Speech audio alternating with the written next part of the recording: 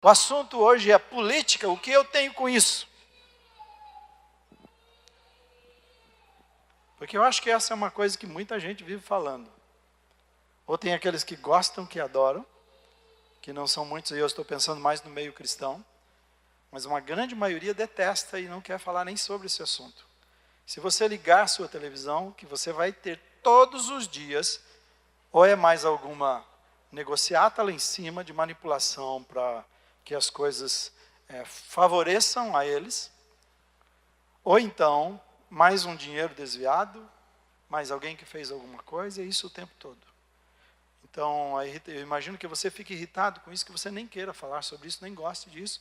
E também eu não prometo a você que não vou deixar você irritado com esse assunto. Mas nós precisamos pensar como é que a gente age no meio de tudo isso, né? E algumas perguntas que eu quero fazer introduzindo esse assunto é: o que é que eu e você temos a ver com tudo isso? O que a gente tem com tudo isso que acontece?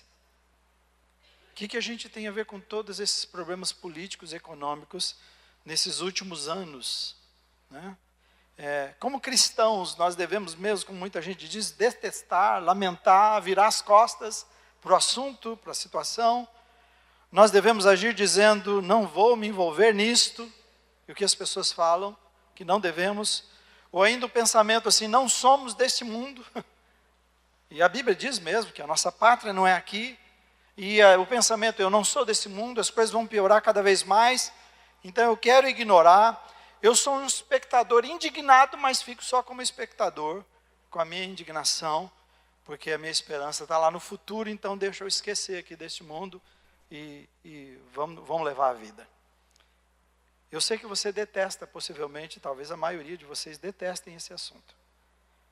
Mas todas as pessoas, essas pessoas que nós votamos neles, eles tomam decisões que afetam, preste atenção nisso, afetam a nossa família. Afeta a educação da nossa família, afetam a saúde da nossa família, afetam a segurança da nossa família, afetam a estabilidade da nossa família. E estou pensando na estabilidade, inclusive financeira, afeta a dignidade da nossa família e a sobrevivência da nossa família. Nós estamos tão interligados e dependentes que tudo o que acontece lá em cima, mesmo que você pense ou queira, saiba ou não, está ligado a você e você vai sofrer, seja positiva ou negativamente. E a pergunta é, você sabe o que fazer em meio a isto? A única coisa que nós fazemos é votar mesmo. E votar porque é obrigado, é isto. Então não é nenhuma uma cidadania, nenhum direito que nós exercemos porque queremos, mas exercemos porque somos obrigados. E é verdade que eu não vou discutir com você sobre as pessoas que a gente vota, que a gente sempre acha que acertou e vê que errou de novo. Então, mas a pergunta é qual é a postura que eu e você, como cristãos, devemos ter? O que nós podemos e devemos, o que nós podemos e o que nós devemos fazer em relação a esse assunto. Eu quero que você me acompanhe nisto e desejo muito que Deus te ministre o coração através disso. Primeiro, nós precisamos conscientizar-nos de que a nossa prosperidade depende da prosperidade do nosso país. Vamos falar juntos?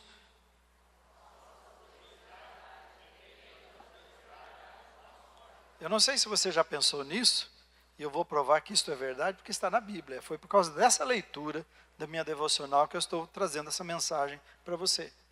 Mas Jesus não nos tirou do mundo. Na verdade, muita gente pensa, Jesus nos tirou do mundo. Ele diz, eu não tiro vocês do mundo. Ele só pede para a gente vencer as tribulações aqui. Ele já disse para Deus, não peço que os tire do mundo, mas livre eles do mal, mas eles vão viver no mundo. E um mundo cheio de maldade. E na verdade o que ele fez foi nos enviar para o mundo. Ele nos comprou e nos salvou para enviar para o mundo. Então, enquanto nós vivermos aqui, precisamos lutar também, preste atenção com base nesse título, contribuir de todas as formas possíveis e legais para que a nossa cidade, o nosso bairro, o nosso estado, o nosso país seja bem sucedido. Olha onde eu estou me baseando. Jeremias 29:7 diz assim, Deus dizendo para o povo, busquem a prosperidade da cidade. Vamos ler juntos? Busquem a prosperidade da cidade para a qual eu os deportei e orem ao Senhor em favor dela. porque a prosperidade de vocês depende da prosperidade dela. Deixa eu já explicar uma coisa. Eu sei que isso é um texto do Velho Testamento.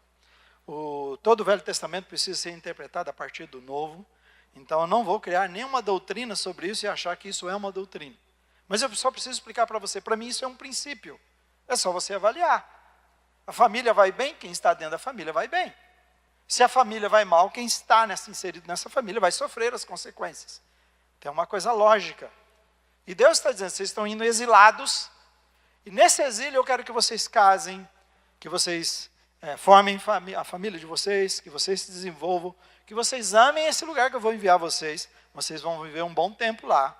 E eu quero que vocês saibam o seguinte, lembrem que a maneira que vocês tratarem é o que vocês vão ter de volta. Então amem esse lugar e trabalhem pelo melhor por esse lugar, e orem, peçam a Deus por esse lugar, porque a prosperidade de vocês depende desse lugar ir bem também. Tá bem? Nós vivemos em Londrina, eu não preciso dizer isso para você.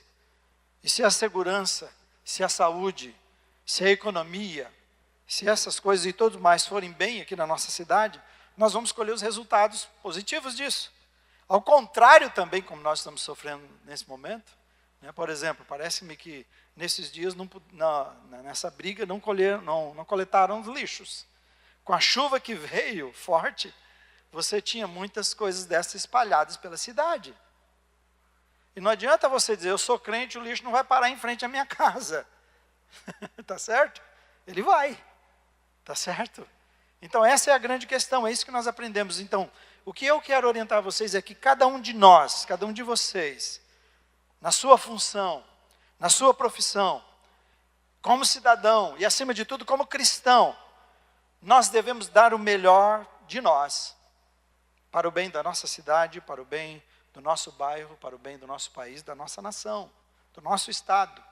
Enquanto nós estamos no mundo, nós também dependemos dele. E aí não podemos, isso vai ser destruído mesmo, que a Bíblia diz que vai. Mas não é por isso que eu vou acabar com tudo e vou deixar para lá, porque nós vamos colher a consequência de tratar mal o lugar e de não viver adequadamente. Então, a nossa igreja, eu sempre volto às raízes desta igreja, e eu queria que você me acompanhasse um pouquinho na história dela. A nossa igreja tem sido um exemplo nesse bairro. E começou, na verdade, com o pastor Arno Degal e a sua esposa, Dona Nilda, fazendo diferença aqui. Eles criaram o Lar Esperança, que tudo isso aqui tem o nome de Lar Esperança, inclusive a propriedade do lado, e aqui, Lar Esperança, porque eles tiveram uma visão naquela época, e eles olharam a necessidade desse bairro naquela época. As mães, houve essa época de mães solteiras, muitas mães solteiras, que eram abandonadas, expulsas de casas pelos seus pais, e também abandonadas pelos seus namorados, e elas não tinham saída, elas eram marginalizadas. E a igreja que entende, a igreja que vive, que entende isto, foi esse pastor e a sua esposa naquela época, e eles fizeram um relatório que eles atenderam 1000, antes dela falecer, a esposa do pastor Arno, hoje falecida, ele estava aqui essa semana, ele é com muita saúde, eu acho que está mais de 90 anos, né? Ou próximo disto, mas tem saúde demais. Então eles tinham registrado, atenderam 1000 mães aqui do lado onde é a creche hoje, acolhendo com carinho, amor, e reintegrando na sociedade, porque elas eram abandonadas e marginalizadas. E depois, como essas mães precisavam trabalhar e deixar suas crianças com mais alguém, então foi criado o centro, hoje, a creche Estrelinha, que hoje é chamado de centro educacional, porque é um centro educacional infantil, para elas poderem trabalhar e deixar as suas crianças. E nós continuamos esse trabalho até hoje, meio século depois, só para você saber, lutando pelas famílias e ajudando as famílias e atendendo mais de 150 crianças diariamente, que nós continuamos a fazer aqui do lado, coisas que o Estado não tem feito, em vários lugares não tem atendido, e de uma certa forma Deus tem nos usado para, com parceria com o município, cuidar dessas crianças. Em todo esse tempo, a igreja está nesse bairro lutando por uma sociedade mais justa, e o que você está vendo aí, por transformações de vidas e famílias. Foi o batismo que nós tivemos há 2 semanas, ou há 1 semana, 2 semanas, né, que nós tivemos de 12 pessoas têm famílias da igreja, crianças, adolescentes e outros que vieram, que são pessoas que também estão sendo tocadas por Deus, a igreja sendo significativa. Então, quando falamos de prosperidade, a gente não está falando de finanças somente. Estamos falando de ser significativo em todas as áreas. E essa aqui é uma igreja voltada para a família. Também o que nós fazemos, que eu quero continuar, está lá o pastor Gustavo em Cianorte, que eu já mostrei para vocês, e do lado Santo Tomé, não é isso? É a cidade. Também fazendo um trabalho de recuperação daquela cidade, de levar a palavra de esperança, de cura, de libertação. E aí a nossa igreja espalhada aqui pelos grupos, por enquanto só esses, pela cidade, levando palavra, indo para os bairros também, para as casas, para de uma certa forma tocar a vida das pessoas e mostrar o que Jesus pode fazer. Assim que a gente entende que é trabalhar com a prosperidade da nossa cidade. Mais ainda, nós temos mais uma foto que é o Rodrigo e a Cristine, que em breve estarão indo para o Japão. Ele cresceu lá, estão voltando para o Japão com um desejo de, na sua casa, fazer o mesmo que foi feito com eles aqui e abrir um espaço para ajudar as famílias que estão sofrendo, muitos brasileiros que estão sofrendo lá e que precisam da graça de Deus e da ajuda. Então você vê que isso vai se espalhando para todos os cantos, para todos os lugares, não tem limites quando nós servimos a Deus. Então o que eu quero dizer para vocês é que nós devemos pensar em todas as formas, quando eu falo desse ponto, primeiro ponto, pensar em todas as formas que nós podemos contribuir pessoalmente ou coletivamente pelo bem do nosso bairro, da nossa cidade, do nosso estado, da nação e de outros países onde Deus nos mandar. Eu resumiria esse primeiro ponto dizendo assim: nossa prosperidade, como o ponto diz, depende da prosperidade do nosso país. Então, nós contribuímos com as nossas profissões, com os nossos casamentos e famílias saudáveis, com o nosso comportamento, através de um comportamento santo. Nós somos chamados para viver de forma exclusiva para Deus, é assim que nós vamos contribuir. Através da nossa igreja, com obras sociais, como temos, através do evangelho transformador de Jesus, o testemunho das nossas vidas, através de cidadania, exercendo os nossos direitos, as nossas obrigações também fazendo corretamente, vivendo aqui como exemplo nessa cidade. E você vê lá que diz também, no texto diz, dos impostos que pagamos também que é devido, né, que nós devemos fazer. Então devemos ser cidadãos de exemplo, viver uma vida comprometida, pensando que nossa prosperidade não é só nossa, ela é resultado de uma outra. É assim que funcionam as coisas com Deus. Amém? Segundo lugar, no meio desse cenário caótico que nós estamos vivendo, nós também precisamos conscientizar-nos de que a tranquilidade e a paz das nossas vidas dependem também, que eu deveria ter lido, das autoridades seculares. Vamos falar juntos? A tranquilidade e a paz de nossas vidas dependem das autoridades seculares. Dependemos de Deus? Sim, dependemos de Deus, isso não se discute. Sabemos que se Deus não nos abençoar, porque Ele disse que se Ele não edificar a casa, se Ele não edificar a família, se Ele não proteger a cidade, diz que todo o nosso esforço será em vão. É verdade? É verdade, sim. Mas, de novo, nós vivemos no mundo, nós dependemos dEle, também para o nosso bem-estar e o bem da nossa família. Acompanhem comigo esse texto de 1 Timóteo. Diz assim: antes de tudo, recomendo que se façam, é Paulo escrevendo para Timóteo, ele diz assim: antes de tudo, recomendo que se façam súplicas, orações, intercessões e ação de graças por todos os homens, pelos reis e por todos os que exercem autoridade, para que tenhamos uma vida tranquila e pacífica, com toda a piedade e dignidade. Ele diz: isso é bom e agradável perante Deus, nosso Salvador, que deseja que todos os homens sejam salvos e cheguem ao conhecimento da verdade. Por mais que você queira fugir do que está acontecendo em Brasília, você sabe, e se não sabe, precisa saber que o que eles fazem lá afeta exatamente essas coisas que foram ditas aqui. A nossa tranquilidade, a pacificidade, a paz, afeta a nossa vida com Deus, quando fala de piedade, e a nossa dignidade. Tranquilidade. Tranquilidade não é o que nós vemos nesse momento. Você sabe disso. Todo o tempo, com informações que nós temos o tempo todo. O país é agitado. Nós vivemos agitações o tempo todo, né? Desemprego, dívidas, pobreza tem aumentado. Você ouve de pessoas que mudaram-se, pararam de pagar aluguel porque não aguentaram mais pelo que ganhavam e foram morar debaixo dos pontilhões de São Paulo. Voltou todas aquelas coisas que não tinha. Vida pacífica, as favelas do Rio de Janeiro, os assaltos, os acidentes com carros por embriaguez que você vê cada vez mais que o digam. Piedade. Nesse ponto eu estou pensando em como os valores espirituais têm sido afrontados nos últimos dias. O ataque ao modelo familiar, ao casamento, a interferência do Estado na educação dos filhos. Você sabe, você tem acompanhado. O que é certo agora é errado, o que é errado é certo. Tudo é relativo, também depende de quem está fazendo e do ponto de vista de quem está avaliando, aquilo pode não ser errado.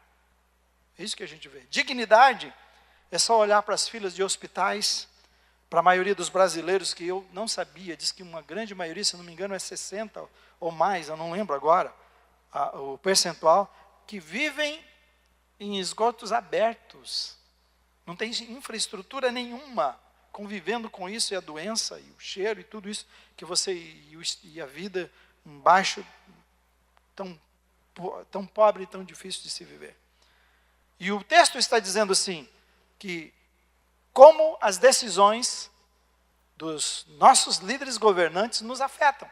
É isso que ele está dizendo. Se ele está dizendo assim, orem para que tenha paz, orem para que haja dignidade, orem pela piedade, ele está dizendo assim, vocês vão enfrentar situações dessas, como eu acabei de citar para você. E nós não podemos ser homens e mulheres de Deus que não fazem nada. E para mim, aqui ele recomenda a gente bater de frente com tudo isso, contra essa situação. Ele não está dizendo para a gente ser pacífico. Nisso não. Nós não podemos ser reféns disto. Mas aí, quais são as nossas armas aqui? Qual é a arma que ele está dizendo para nós usarmos? Joelho no chão. E para a presença de Deus. Eu peço que vocês orem por todos. Tenham a prática de orar. Irmãos, eu quero dizer uma coisa para você. Quando eu falar nesse ponto, você já sabe que eu já falei antes, que nós temos que exercer nossa cidadania. Então eu não estou pedindo que você seja um cara que vai lá e fica orando, não faz nada. Não é isso? Né? E também não é orar e fazer como muita gente dá a mão, faz passeata, para que o Brasil é do Senhor Jesus, mas depois ele vai lá e sonega, mente, rouba, engana. Então aí também não adianta nada, essa oração, esse tipo de comportamento não vale. Mas está dizendo assim, quem já está consciente disto, quando eu disse lá que já tem um comportamento que é comprometido, então ele está dizendo uma coisa que eu quero que vocês façam, saibam disto. Esse é um instrumento que Deus dá, é o poder de Deus para mim e para você. Ele diz, orem, é joelho no chão, é correr para o trono da graça e pedir socorro. E as coisas que ele fala nesse texto foi fazer súplicas, fazer orações. Se a gente não entendeu, ele diz, façam súplicas, façam orações, façam intercessões, e ele diz, e agradeçam a Deus pela vida deles. Pode ser que você não goste do comportamento deles. Você não aprove o comportamento deles. Mas ele diz, agradeça a Deus pela vida deles, pelas autoridades que Deus tem levantado. Essa é uma recomendação dele para todos nós. Nós temos facilidade de criticar. Nós somos bons nisso. Nós temos até facilidade de reclamar. Mas ele disse, se você tem que reclamar, reclame com Deus, em oração. Suplique a Ele, insista com Deus pela vida da liderança, dos líderes governamentais do nosso país. A nossa súplica, quando ele diz aqui oração, intercessão, é para que eles sejam justos. Nesse momento você está vendo lá o que estão fazendo para salvar o Temer. E você está vendo que adianta você chegar lá e falar do presidente, né, e dizer, e como dizem, e pelo que se está levantando, que ele tem erros, que ele tem a culpa pelas coisas que estão sendo levantadas. Mas o problema é que ele está dizendo assim, eu preciso que votem, e que votem contra o meu impeachment. E o que é de número de governadores que foram, e deputados que foram atrás, foram lá na sua sala dizer, eu voto em você, eu voto a seu favor, libera o dinheiro, libera o dinheiro, libera o dinheiro. Então, você está entendendo? Eu já nessas alturas não estou preocupado com o presidente, não é essa a questão nossa. Esse é o nosso problema menor. Não sei se você acompanha, eu acompanho. Então, está dizendo, vamos orar, vamos pedir a Deus que intervenha, como Ele está fazendo. E Ele está dizendo aqui ainda que essa é a vontade de Deus, e que nós devemos orar pela conversão deles. Pedir, Deus ama a cada uma dessas pessoas que estão lá em cima. Por isso que ao invés de nós xingarmos ou fazermos qualquer outra coisa, falarmos, nós devemos orar a Deus e dizer, Senhor, dá a oportunidade dele se encontrar com Jesus. Porque se ele encontrar, porque ele diz que Deus, o desejo de Deus é que todos cheguem ao conhecimento da verdade. Jesus é a verdade. Jesus protege a verdade. Eu resumo esse segundo ponto dizendo assim, então a tranquilidade, a vida pacífica, liberdade religiosa, quando falo da piedade, vida digna, também depende dos nossos líderes governantes. Criticar não é a saída. A saída é dobrarmos os nossos joelhos e clamarmos a Deus por suas vidas, por Brasília, por nossa cidade, por nosso país. E deixa eu dizer uma coisa mais prática ainda. Na sua agenda de oração, na minha agenda de oração, está esse texto bíblico, que eu leio antes e depois peço pelas autoridades que Deus colocou do nosso país. Desafio você a fazer isto. A igreja colocar na sua agenda de oração, as irmãs que oram lá embaixo, e cada membro, os grupos colocarem na sua agenda de oração, e você, membro na sua devocional, colocar na agenda de oração, começar a clamar pelo país, se você quer a prosperidade, e se você quer essas coisas na sua família, no nosso país, se nós queremos ver diferença, Deus pede que façamos, que oremos por aqueles que estão investidos de autoridades, para que eles cumpram o seu papel com fidelidade, com justiça. Terceiro e último lugar, em meio a todo esse cenário caótico de que nós vivemos, nós precisamos conscientizar-nos de que, vamos falar juntos, as autoridades governamentais estão a serviço de Deus. Você ouviu isto? Você ouviu o que você falou? O problema é acreditar nisto, né?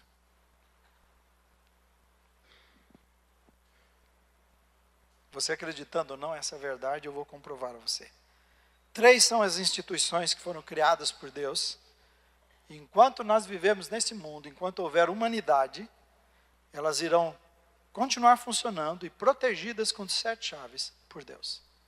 As 3 instituições de Deus, a família, o governo e a igreja, jamais irão acabar até que ele decida, até que termine a humanidade. Enquanto existir humanidade, igreja, governo, família existirão.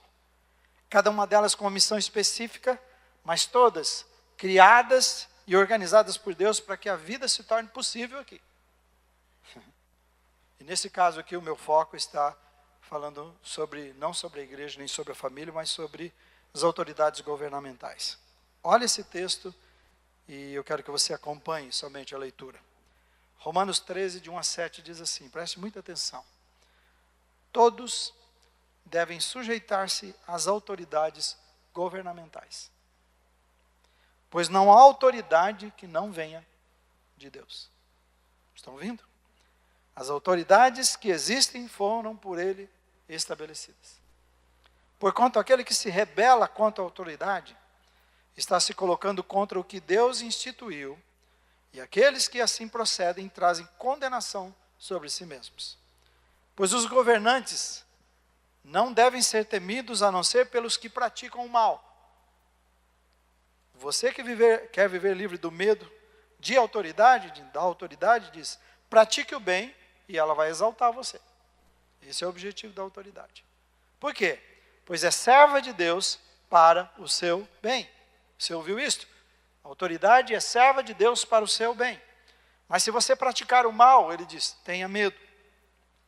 Pois ela não porta a espada sem motivo. Ela é armada com um objetivo. É serva de Deus, agente da justiça, para punir quem pratica o mal. E ninguém escapa. Nenhum presidente de um país tão famoso como escapa da justiça que Deus estabeleceu. Portanto, é necessário que sejamos submissos às autoridades, não apenas por causa da possibilidade de uma punição, mas também por questão de consciência. E é por isso que também vocês pagam imposto, pois as autoridades estão a serviço de Deus, sempre dedicadas a esse trabalho. Então, deem a cada um o que lhe é devido. Se imposto, imposto. Se tributo, tributo. Se temor, temor. Se honra, honra. Então, eu vou só listar para você o que está dizendo os versículos aqui. Diz que toda autoridade vem de Deus, que as autoridades foram estabelecidas por Deus, Deus as instituiu, que as autoridades são servas de Deus, e as autoridades estão a serviço de Deus. Foi isso que ele disse. É por causa disso que eu quero dizer para vocês que o Brasil não está entregue nas mãos da malandragem nem da roubalheira, apesar disso estar acontecendo. O Brasil não está entregue assim. A prova disso é que Deus tem levantado pessoas sérias, que não temem a nada, e que estão passando o nosso país a limpo. Amém, irmãos? É verdade ou não é? Amém? Eu sei que você olha, e talvez você não entenda, acha que as coisas não estão acontecendo. Não é como na China, pelo menos o que eu recebi de alguém, né? Que lá é pena de morte para políticos que fazem isso. Então diz, se quisesse é só limpar o Brasil, desse jeito. Aqui não temos, mas estão indo presos. Estão indo presos e estão devolvendo o dinheiro. Então, o Sérgio Moro, um homem sério, que vocês conhecem. O Deltan Dallagnol, eu estive com ele, eu assisti lá em Campinas, não conversando com ele, mas no evento que ele foi falar, nós estávamos em 1.500 pessoas, ele é um cristão da Igreja Batista em Curitiba. Para vocês que não estavam aqui, a Igreja Batista de Curitiba, em que ele faz parte, tomou a seguinte decisão: refizeram todo o ministério infantil da sua igreja, porque eles querem mais Deltan, né, pastor Sandro? Estávamos juntos assistindo, eles querem mais Deltan Dallagnol saindo dos seus ministérios daquelas crianças. Tem gente, alguém me disse assim, um amigo essa semana, uma pessoa só não pode fazer nada. Eu falei, pode fazer, está aí a prova, como Moro, como o Deltan. E o Deltan, ele é coordenador e integrante da Operação Lava Jato, ele que é o coordenador. Em 2015, ele recuperou 2,4 bilhões para os cofres públicos. Em 2016, não entrou em dinheiro, mas já é o compromisso de mais 5,3 bilhões que vão entrar para um país que é conhecido como e considerado o maior caso de corrupção internacional no mundo, que é o nosso país.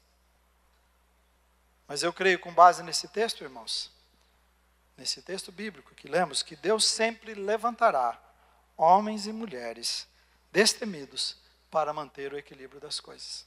Amém? Porque Deus é a favor da justiça. Deus é a favor da verdade. Então não importa quem estiver, Ele vai tratar de derrubar, de tirar e levantar como homens, um homem só. E se vocês ouvirem, lerem a história, por que nós chegamos como chegamos, eu quero desafiar você a ler, foi por causa da experiência na Itália e como eles combateram a máfia, que eles estudaram, foram estudar fora, estudaram toda a situação e foram aprovando leis, sem perceberem, montando toda essa situação para que pudéssemos prender políticos, empresários e fazer o que está acontecendo nesse momento no Brasil. Foi planejado, e eu não tenho dúvida. E se você for ver, a igreja está por trás da maioria das coisas importantes acontecendo. Lamentavelmente também tem igrejas envergonhando o nome de Deus, que você vê o tempo todo. Mas as que você não está vendo são as que estão fazendo de maneira séria. Então eu falo mais uma vez a vocês, nosso país não está entregue nas mãos da politicagem e da roubalheira. Deus tem levantado pessoas sérias, que não temem a nada, e estão passando o nosso país a limpo, e Deus sempre fará essa intervenção quando for necessário.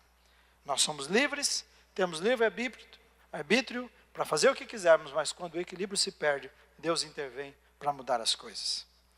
Eu quero concluir da seguinte forma, porque eu quero falar de algumas coisas práticas para você. O que você e eu podemos e devemos fazer como cristão. Eu quero falar sobre 5 coisas. Primeiro, você vê que essa figura para mim aí mostra um país que está sobre grilhões, né? Um país todo acorrentado e sem liberdade nesse momento. Mas Jesus está fazendo a obra e homens sérios que estão também. Então, primeiro, queria dizer para você, leia comigo, pare de ignorar o que está acontecendo em sua volta. Vocês leram alto aí? Eu não ouvi vocês. Vamos ler de novo? Pare de ignorar o que está acontecendo à sua volta. Você faz parte de tudo isso. Você pode ajudar a mudar tudo isso. Não ignore. Você precisa conhecer a respeito e ver o que pode fazer. Segundo, fale comigo. Seja consciente de que Deus instituiu as autoridades governamentais. E aqui nesse segundo eu estou falando das 3 coisas que eu preguei na mensagem. Deus é que instituiu. Nós devemos lutar pela prosperidade porque nós estamos no mundo e vamos depender disto. E as decisões deles nos afetam. Então nós precisamos saber disso e orar a Deus e buscar a Deus e entender a vontade de Deus no meio de tudo isso. Então, seja consciente disso e ao invés de criticar, você seja um aliado não da pessoa, aliado da autoridade. Quando eu digo da autoridade, eu estou falando do que Deus instituiu e lá sempre trocam pessoas de lugar. Mas a autoridade é o sistema que Deus fez, né? Terceiro, fale comigo, crie o hábito de clamar, orar, interceder e agradecer diariamente a Deus por eles. Põe na sua agenda de oração isto.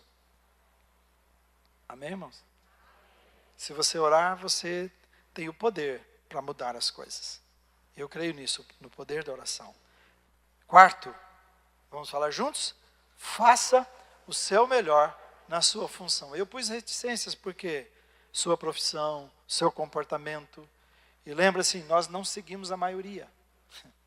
Nós não estamos aqui para seguir a maioria.